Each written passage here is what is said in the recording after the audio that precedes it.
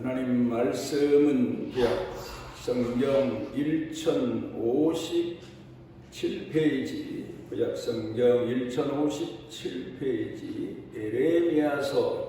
에레미야서 5장 1절부터 6절까지 봉독합니다.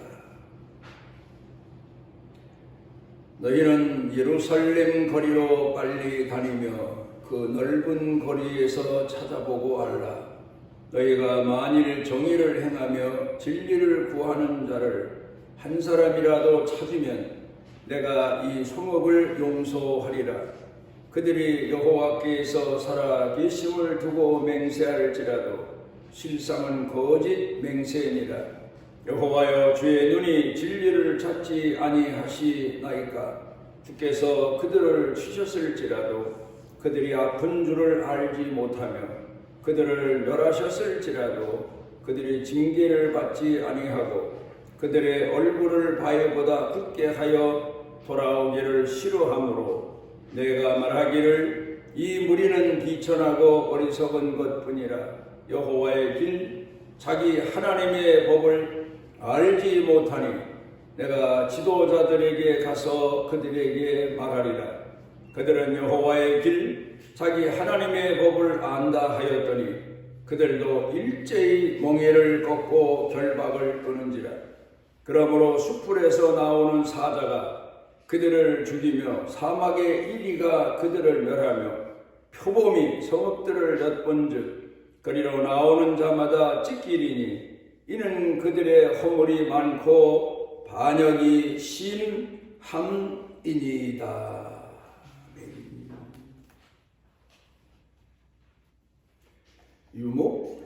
유목민들에게 있어서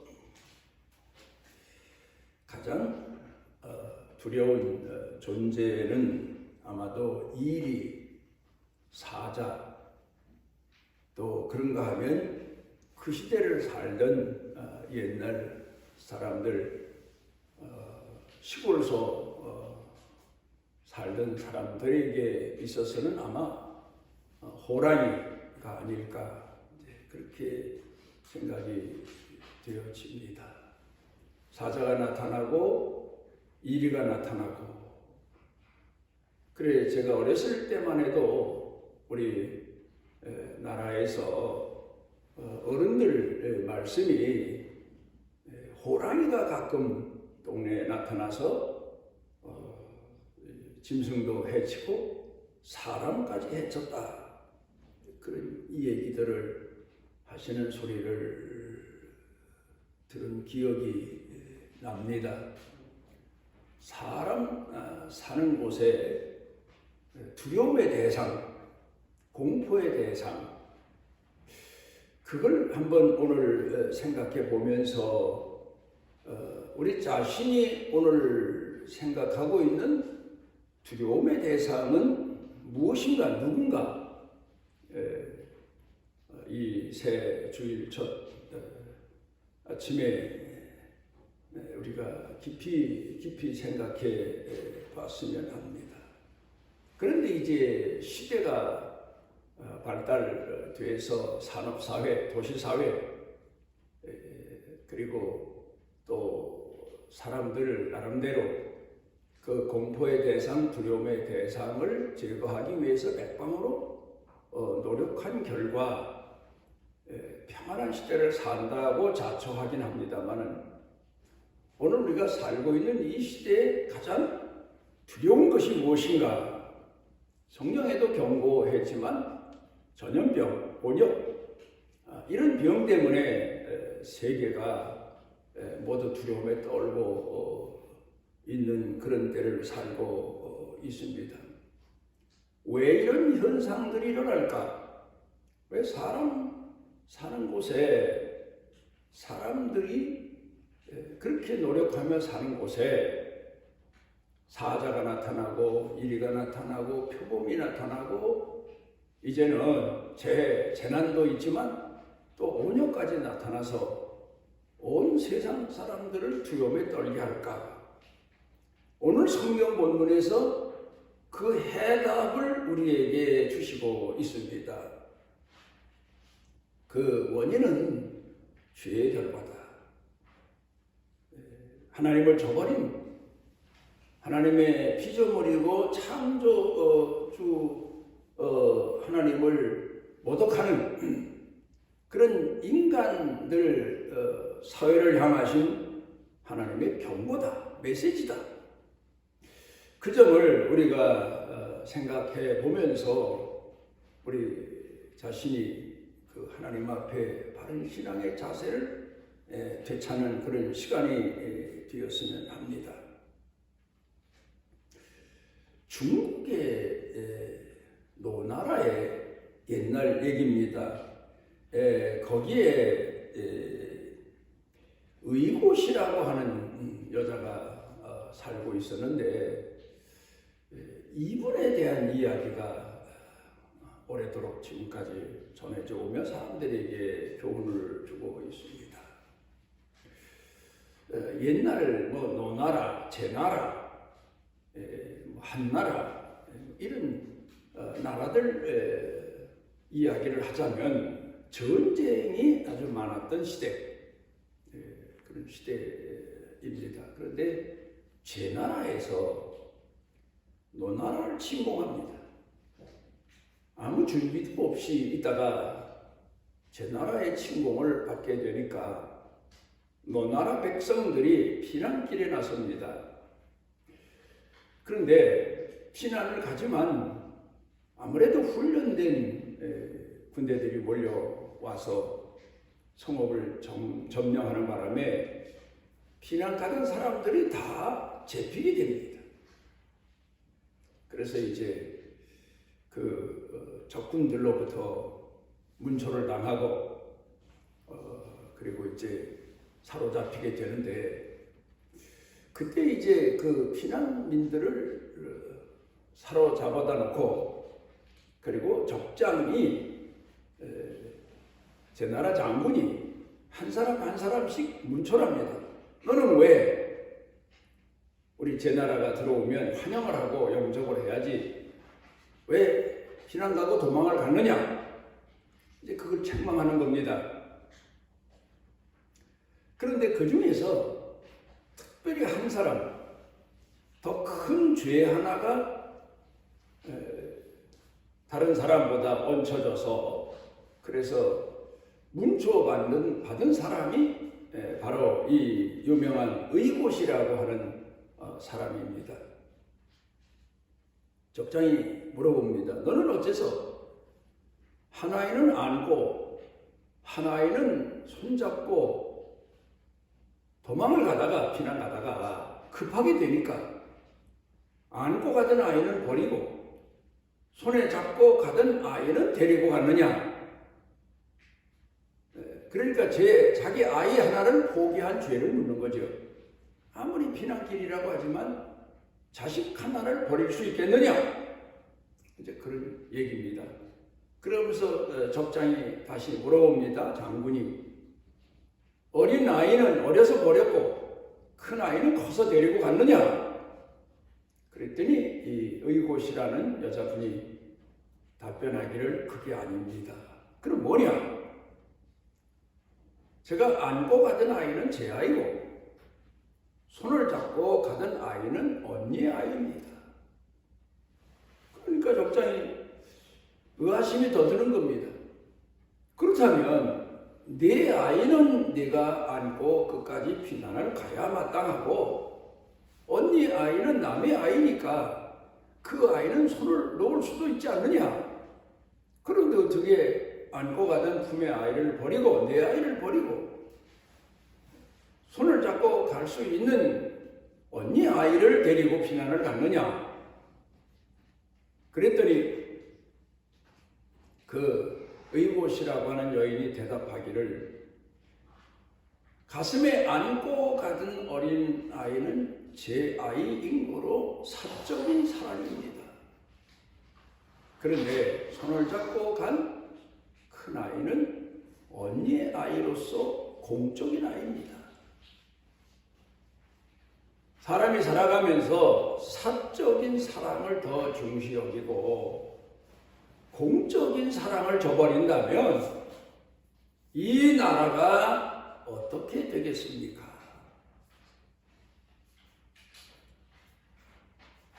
그 의곳이라고 하는 여인을 문초하던 장군이 감동을 크게 받았어. 사적인 사랑을 버리고 공적인 사랑을 위급할 때 선택했다. 만약 백성들이 사적인 사랑에만 몰두하고 공적인 사랑을 저버린다면 나라 꼴이 어떻게 되겠느냐? 그 이야기를 듣는 순간 그 장군이 자기 부하들을 향해서 큰 소리로 이렇게 말합니다. 돌아가자. 비록 한 여성이고 보잘것없는 천민이지만 이런 의로운 여인이 살고 있는 나라를 우리가 침공한 것이 잘못이다. 이런 여인이 있는 나라를 우리가 어떻게 침공하고 압박할 수 있겠느냐. 돌아가자. 그리고 자기 부하들을 권면해서 자기 나라로 돌아갔다. 그런 중국에서 전해져 오는 전설과도 같은 감동적인 그런 이야기가 있습니다. 그런데 역사적인 얘기입니다. 실제적인 얘기. 의로운 백성 여자 하나가 위기에 몰린 너나라, 자기 나라를 군사적인 위험에서 구해낼 수 있었던 것이 사적인 사랑보다 공적인 사랑을 더 중히 여기며 산다는 그 말과 또 실제 행동을 통해서 나라도 구할 수 있었고 많은 사람들에게 감동을 줄 수 있었고 비록 적군 적장이지만 그와 그 군사들에게도 감동을 주었다는 놀라운 이야기입니다. 의인 하나, 그 참 대단히 중요한 얘기. 잠언서 14장에 보면 의인은 나라를 영화롭게 하고 죄는 백성을 욕되게 한다. 사람을 만나보면 외모도 나무랄 데가 없습니다. 말 한마디 한마디 하는 말을 들어보면 말도 잘하고 지식도 가졌어요. 인품도 있는 것 같습니다. 그런가 하면 경제력도 있습니다. 그런데 그 사람과 사귀면서 보면 하나 아쉬운 것, 문제되는 것, 바로 정직함이 없다는 겁니다. 의의가 없는 겁니다. 참 사람을 당장 봐서는 잘난 사람 같고 존경할 만한 사람 같고 사람들로부터 인정받는 사람 같은데 그런데 문제는 그 사람을 진정으로 신뢰할 수 있는 의의를 갖추지 못했다는 사실입니다. 그러니까 오늘 우리가 생각해 볼 수 있는 것은 예수님께서 신앙생활하는 성도들을 향해서 하신 말씀이 너희가 별스럽게 살아도 말씀이 기초가 되지 않으면 기본이 되지 않으면 너희 삶은 아무 소용도 없게 된다. 그런 말씀처럼 사람이 재주도 있고 능력도 있고 실력도 있고 경제적인 문제도 스스로 해결하는 요 근래 말하자면 잘난 사람도 있지만 가장 중요한 것은 바로 그 사람의 진실성이 있느냐 하는 것, 의의가 있느냐. 바로 사람에게 있어서 가장 중요한 기본은 바로 의의다. 이제 이런 생각을 우리가 해보게 됩니다. 사람이 살아가면서 이런 사람 만나기가 쉽지가 않다.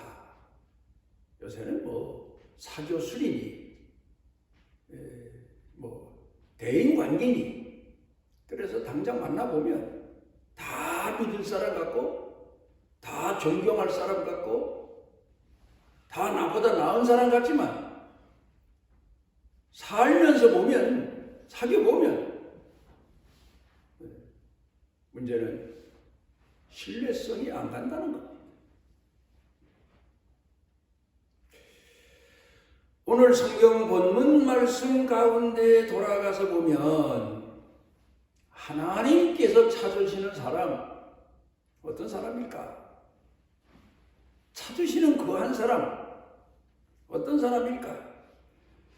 의를 사모하고 공의를 사모하고 진리를 행하는 사람, 그 도대체 어떤 사람일까? 우리는 되게 의의 기준을 잘못 가지고 살 때가 많습니다.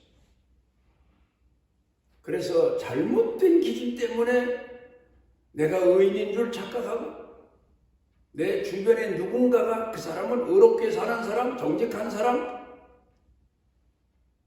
어찌 보면 무서울 정도로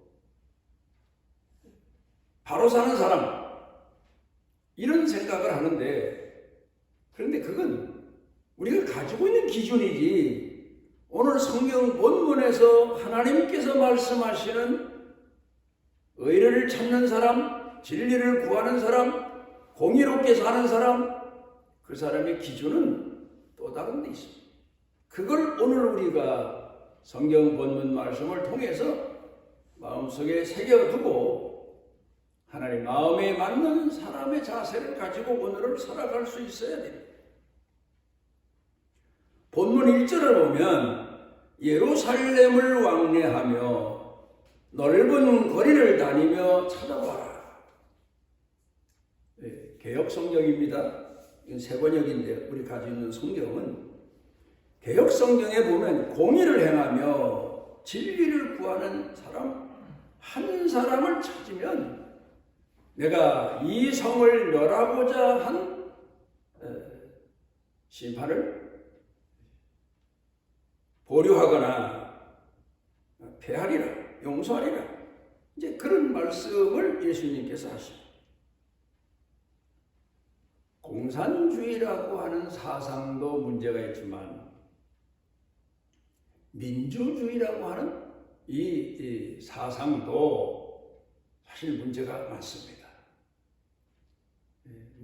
누군가는 그럽니다. 이론상으로 보면 민주주의 이론보다 공산주의 이론이 사람들에게 더 매력을 느끼게 한다.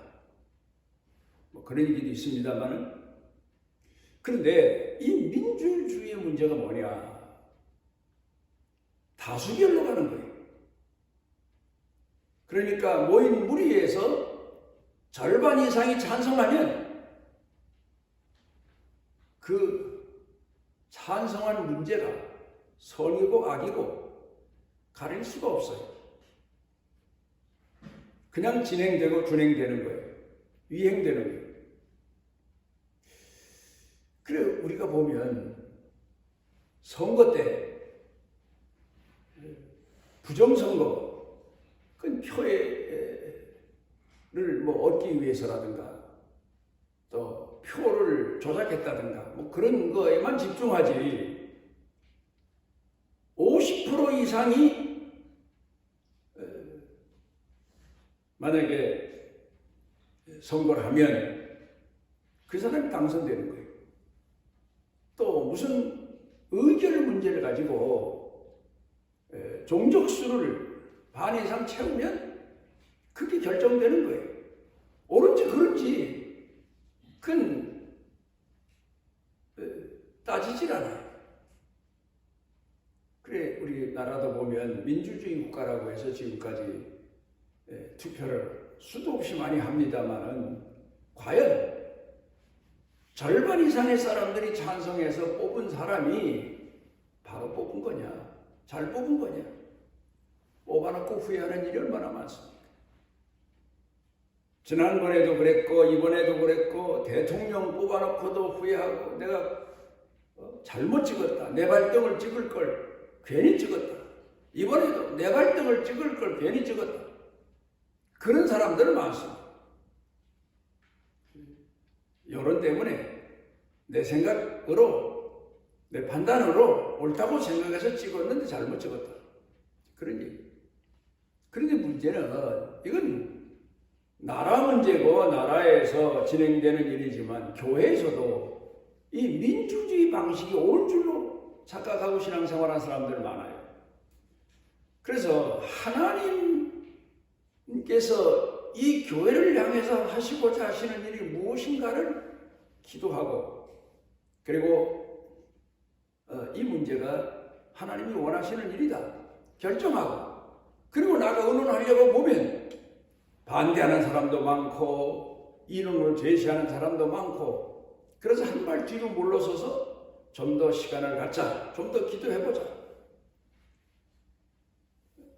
그래서 그 다음에 다시 기도해보고 기도해봐도 시간을 가져봐도 하나님의 뜻이다.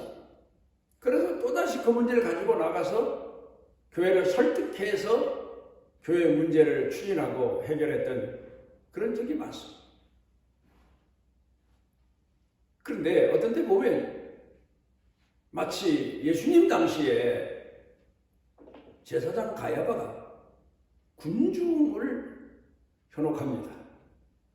그리고는 예수님을 죄인 취급해서 십자가에 못 박아버리고만. 자, 민주주의에서는 군중이 많이 모인 사람이 예수님을 십자가에 못 박자고 했으니 옳은 일을 한 거예요. 정당한 일을 한 거예요. 민주주의 이름을 보면. 그런데 하나님 앞에서는 가장 무서운 하나님의 아들을 십자가에 못 박는 악을 저지르고만 그런 역사가 유대교회만 있는 거 아니에요. 기독교 역사에도 있고 한국 교회도 있고 우리 교회도 그런 적이 있는 것을 가끔 돌이켜 생각하며 제가 하나님 앞에 회개할 때가 많습니다. 하나님이 원하시는 하나님의 선하신 뜻 그거 쉽사리 우리 인간의 머리로 이성으로 생각으로 마음으로 판단하기 쉽지 않습니다. 오랜 동안 기도하고 하나님의 말씀을 깊이 사모하고 상고하고 묵상하고 그러면서 조심스럽게 하나님의 선하신 뜻인 줄 알고 결정하고 그대로 순종하고 그리고 나서 이루어진 다음에 이게 하나님의 뜻이었구나. 그걸 내가 주저하고 망설였구나. 교회 성도들이 하나님의 뜻을 잘 분별하지 못해서 반대한 사람도 있었구나. 목회 현장에서 수도 없이 경험한 일입니다. 그런데 오늘 성경 본문 말씀 가운데 보면은 에레미야가 선지자로 이스라엘 백성들을 권고할 때도 교회도 있었어요. 제사장도 있고 레위도 있고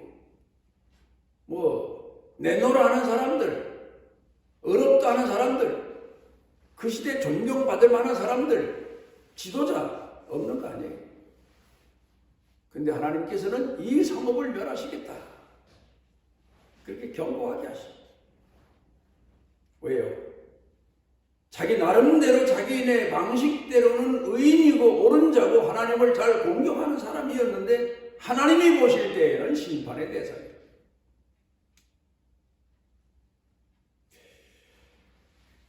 그래서 하나님께서 예레미야를 통하여서 말씀하게 하십니다. 예루살렘을 왕래해라. 넓은 거리를 다녀봐라. 그러면서 거기서 정말 하나님께서 원하시는 공의를 행하는 사람, 진리를 구하는 사람이 있으면 하나라도 있으면 내가 이 성읍 멸하기로 작정한 것 다시 용서해 주마. 이제 그런 계시의 말씀을 하시고 계십니다. 우리는 신년 새해가 돼서 하나님 왜 내게 복 안 주십니까? 왜 나를 선한 길로 인도하지 않으십니까? 왜 내게 우리 중에 있는 이 코로나 문제가 해결되지 않습니까? 하나님께 그런 마음을 가지고 때만 쓰고 우리만 편안하고 잘 살고 우리만 형통하기를 사모하고 갈망할 게 아니라 이제 이 시대를 향하신 하나님의 뜻이 무엇이고 하나님이 이 주일에 우리 성도들에게 전하시는 말씀의 내용이 무엇인가를 돌이켜 생각해 봐요. 소돔 고모라 성 얘기를 우리는 자주 듣습니다. 이스라엘 나라 성지 순례를 가서 그 일정 중에 소돔 고모라 성이었던 사해바다를 이제 관광하게 되는데 가서 보니까 소금 기둥이 둥둥 떠다니고 사해바다가 얼마나 염도가 높은지 사람이 가서 그 물에 누우면 둥둥 떠요. 물속으로 가라앉는 게 아니에요. 그리고 그 주변에 사해바다 주변에 소금 기둥이 그렇게 많아요. 그래서 성경 우리가 보고 기억한 대로 가서 어떤 소금 기둥이 롯의 아내일까?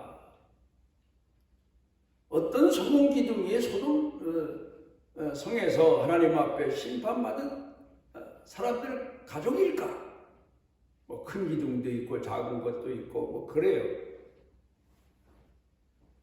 그걸 보면서 하나님의 심판이 얼마나 무서운가, 말씀이 얼마나 무서운가를 생각하게 되는데 마지막에 성령께서 아마도 제 마음에 깨달은 순간을 주신 것 같아요. 나도 저럴 수 있구나. 나도 하나님의 심판이 지금 임한다면 여기 주변에 널려있는 소금 기둥이 될 수 있구나. 그러면서 마음 아픈 그런 회개를 한 적이 있습니다. 그런데 이제 그 소돔 고모라 성 얘기를 하다 보면 그 성을 왜 기도한 아브라함의 기도를 생각하게 되죠.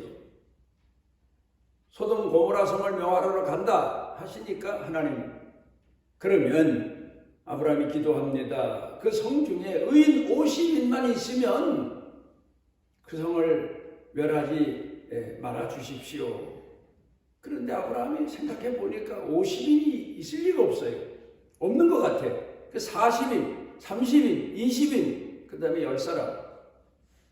10사람도 없어서 결국 하나님께서 그 성읍을 멸하러 가십니다. 그런데 여기서 문제가 있습니다.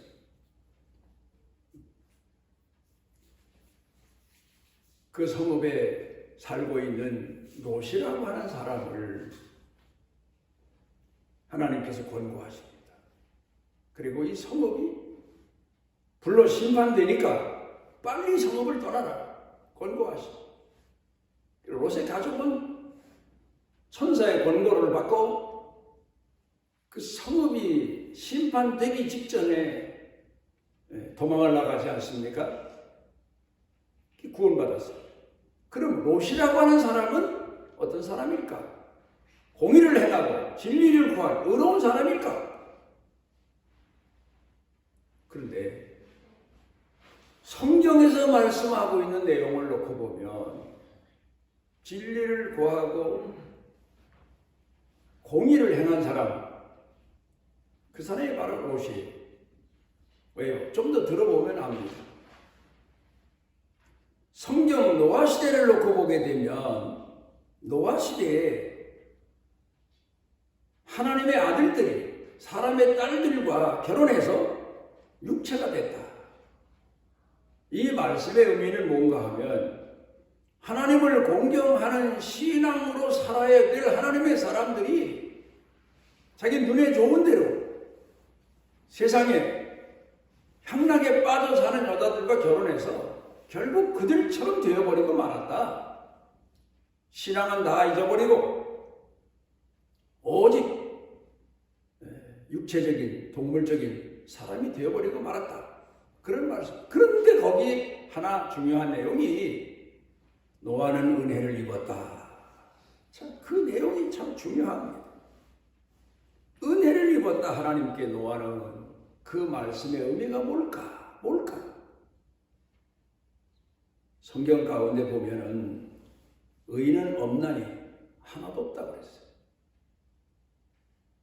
그러면 우리가 생각할 때 정말 없을까? 그건 의인은 있지만 너무 죄인이 많아서 탄식한 소리일까? 아니, 의인은 없다 그랬으면 모르겠지만 의인은 없나니 하나도 없다 그랬거든. 이 말씀의 의미가 뭘까? 또 노아는 은혜를 입었다. 이 내용이 오늘 성경 본문의 해석의 시작입니다. 회개할 기회를 얻었다. 회개할 은혜를 입었다. 우리가 그러죠. 회개 아무나 못합니다. 성령께서 내재하셔서 내 죄를 깨닫고 내 마음에 감동을 주시고 그리고 돌이키게 하셔야 회개할 수 있다. 하나님의 부르심이다. 신학적으로는 그래요. 교리적으로는 그래요. 그런 것처럼 노아도 그 시대에 살고 있던 사람들처럼 죄인 중에 죄인이었는데 하나님께 은혜를 입었다. 회개할 기회를 얻었다. 그렇게 봅니다. 아하, 노아도 그 당대에 구원받게 된 것이 하나님께서 권고하시는 소리를 듣고 회개했구나. 그래서 구원에 이르게 됐고 방주를 짓게 됐고. 자, 예수님 당시에 예수님께서 비유를 들어 말씀하신 내용 중에 바리새인과 죄인이 세리가 성전에 똑같이 올라가서 기도를 했어요.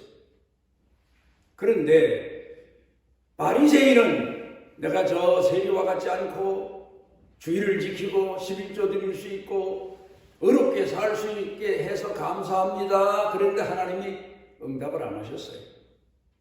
그런데 세리는 하늘을 우러러보지도 못하고 자기 죄가 너무 가슴 아파서 마음을 조아리며 통회하고 자복했는데 하나님 앞에 의롭다 하심을 받고 돌아갔다. 예수님 말씀이에요. 의인의 기준이 뭡니까? 회개하고 돌이키는 겁니다. 성경에 보면 하나님이 다윗을 그렇게 자랑하신 적이 많아요. 그런데 다윗이 과연 어려운 사람인가?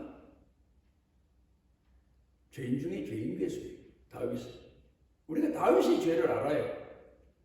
그런데 하나님이 왜 그렇게 다윗을 기뻐하실까? 당자가 아버지 집을 나갔어. 아버지가 기다립니다. 기다립니다. 아마도 사람도 보냈겠죠. 권면도 해봤겠지요. 편지로라도. 뭐 어디 있는지 찾아서 봤겠죠. 집에 하인들이, 종들이 많으니까. 그런데 이 아들이 사실은 알고 보면 아버지의 사랑에 감동돼서 돌아온 게 아니고 자기 배가 고파온 거잖아요. 우리가 오늘 이 시대를 살면서 성도들이 겪는 고난은 하나님의 권고하심의 시작이죠. 그런데도 돌아왔다는 것 때문에 아버지가 그 아들을 끌어안고 탕자를 끌어안고 그렇게 기뻐하고 즐거워하고 잔치를 베풀고 그런 것처럼 다윗이 하나님 앞에 정말 회개할 때 그게 하나님 마음에 맞은 겁니다. 어렵다 하신 겁니다. 저는 그렇게 생각해요. 아브라함이 하나님께서 자기 고향 본토 친족 아비집을 떠나서 내가 지시할 땅으로 가라. 갈등했을 것 같아요. 아니 세상에 내 나이에 타향에 가서 고향에서도 지금 나이 들고 노세 점점 기운을 잃어가서 살기가 어려운데 타양 가서 살다니. 옛날엔 타양 가면 자칫 잘못하면 길 가다가도 나그네 죽이기도 하고 뭐 그래도 어디가 자기 사정을 얘기할 데도 없어요. 많이 갈등했던 것 같아요. 그러다가 하나님 말씀에 순종하자 결정하는 순간 하나님이 그를 자기 개인적인 생각, 자기 개인적인 욕망, 개인적인 판단을 버리고 하나님의 말씀에 순종하시는 순간 어렵다. 내가 내 뜻을 따라줬구나. 내 뜻을 따르지 않고 회개하고 내 뜻을 고집하는 걸 회개하고 내 뜻을 따라줬구나. 그래서 하나님이 아브라함을 어렵다 하신 거예요. 그 예수님 당시에도 보면 세리와 죄인들이 회개하고 돌아옵니다. 다 예수님께서 크게 옳다, 내가 옳았다, 내가 의인이다. 그런 마음으로 그들을 받아주신 것을 보게 됩니다. 모세라고 하는 사람도요, 실수 참 많이 했어요. 그런데 하나님께서 그를 부르십니다. 그를 사용하십니다. 이 사람 모세 하면 성격도 대단한 사람이에요. 불같은 사람이에요. 그래서 많은 실수도 범하고 죄도 범하고 사람도 죽이고 이스라엘의 지도자가 돼서도 그래요. 그러다 결국은 사람 앞에서만 사람에게만 죄를 범한 게 아니라 하나님의 말씀을 따라서 순종하는 하나님의 사람으로 세워져서 쓰여지면서도 하나님 앞에서 죄를 범합니다. 우리가 아는 대로 무리와 물 사건입니다. 하나님이 백성들이 물 때문에 난리가 나니까 내가 지팡이를 가져다가 반석을 쳐라. 그래 물이 나온다. 그러면 오늘로 말하면 나사렛 예수 그리스도의 이름으로 명하노니 반석아 물을 내라. 그리고 지팡이를 들어서 그 반석을 한번 쳤다든가 그래야 되는 건데 학자들 말에 의하면 그 못된 성질이 발동돼서 그 지팡이를 가지고 와서 반석을 두드렸다는 거예요. 막 두들겼다는 거예요. 물 나오라고 막 두들겨 신경질 내면서 화를 내면서 두드렸다는 거예요. 하나님이 그를 보시면서 말씀하십니다. 너는 내 앞에서 어려움을 보이지 못했다. 하나님의 일을 하면서 감사한 마음으로 믿음으로 하지 않고 성질 내면서 하나님을 원망하면서 그래서 너는 이제 가나안 땅에 못 가고 네 종 여호수아에게 지도자의 자격을 물려줘라. 그리고는 모세는 혼자 홀로 백성을 떠나서 산으로 갑니다. 그런데 예수님이 땅에 오셔서 제자들을 데리시고 복음 전하시다가 베드로, 요한, 야고보 셋만 데리고 변화산상에 가셔서 변화되셨을 때에 제자들이 깜짝 놀랐어요. 거기 엘리야가 나타났고 모세가 나타난 거예요. 그걸 보면 하나님께서 모세에게 혼자 그 백성을 떠나서 산으로 가서 죽었는지 살았는지 모세가 시신을 찾지를 못했어요. 그래서 묘가 없다고 하지 않습니까? 혼자 백성을 떠나서 혼자 산으로 가면서 얼마나 회개했는지 하나님이 그에게 긍휼을 베푸셔서 노아가 그 시대에 은혜를 입은 것처럼 하나님 모세에게 은혜를 입히셔서 그래서 그가 하나님의 백성으로 다시 존재할 수 있었고 변화산상에 변화된 모습으로 나타날 수 있었지 않나. 내 나름대로의 판단입니다. 자, 오늘 우리가 이 새해 첫 주일에 어떤 마음을 가지고 하나님 앞에 서야 되겠습니까? 회개하는 마음. 내 자신의 자존감으로부터 시작해서 경험, 판단, 노고와 수고 이 모든 것을 다 나를 부인하는 마음에서 버리고 하나님 내 뜻대로 산 죄를 회개합니다. 하나님의 뜻대로 살겠습니다. 말씀대로 살겠습니다. 말씀대로 준행하겠습니다.